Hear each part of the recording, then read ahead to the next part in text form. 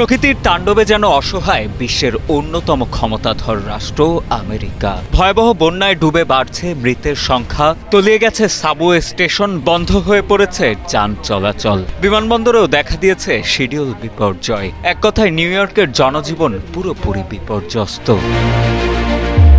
14 জুলাই রাত থেকে শুরু হওয়া প্রচণ্ড ঝড় ও বৃষ্টিতে প্লাবিত যুক্তরাষ্ট্রের নিউ ইয়র্ক শহর। বার্তা সংস্থা রয়টার্সে প্রকাশিত এক ভিডিওতে দেখা যায় নিউ ইয়র্কের একটি সাবওয়ে স্টেশনের ইমার্জেন্সি এক্সিটের কাছে উপচে পড়ছে বন্যার পানি, বানের জলে ডুবে যাচ্ছে সাবওয়ে স্টেশন, এমনকি সাবওয়ে ট্রেনের ভেতরেও ঢুকে পড়েছে পানি। সে সময় ট্রেনে পানি ঢুকে যাওয়ার ভিডিও মোবাইলে ধারণ করতেও দেখা যায় ভেতরে থাকা অনেক যাত্রীকে।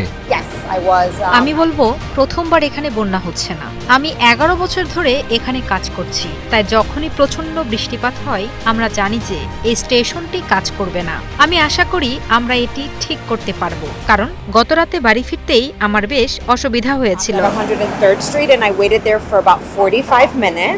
শুধু নিউ ইয়র্কই নয়, নিউ জার্সি, পেনসিলভেনিয়া এবং এর আশপাশের অঞ্চলগুলোতেও দেখা দিয়েছে ভয়াবহ বন্যা পরিস্থিতি। জারি করা হয়েছে জরুরি সতর্কতা। বিগত কয়েকদিন ধরে চলমান তুমুল বৃষ্টিতে ডুবে গেছে অনেক শহরের মূল সড়ক ও সংযোগ সড়ক, রাস্তায় আটকে পড়েছে বহু গাড়ি, রেল চলাচলেও দেখা দিয়েছে বিপর্যয়, বাতিল ও বিলম্বিত হয়েছে অনেক ফ্লাইট। বিশেষজ্ঞরা বলছেন জলবায়ু পরিবর্তনের প্রভাব এই ধরনের চরম বৃষ্টিপাতকে আরও তীব্র ও ঘন করে তুলছে। নিউ ইয়র্কের মতো বড় শহরগুলোর পয়ঃনিষ্কাশন ব্যবস্থা এত বিপুল পরিমাণ বৃষ্টির পানি সামলাতে রীতিমতো হিমশিম খাচ্ছে। এর আগে বাসিন্দাদের ভ্রমণ এড়াতে ঘরের ভেতর থাকতে এবং জরুরি সতর্কতা পর্যবেক্ষণ করার আহ্বান জানিয়েছিলেন কর্মকর্তারা।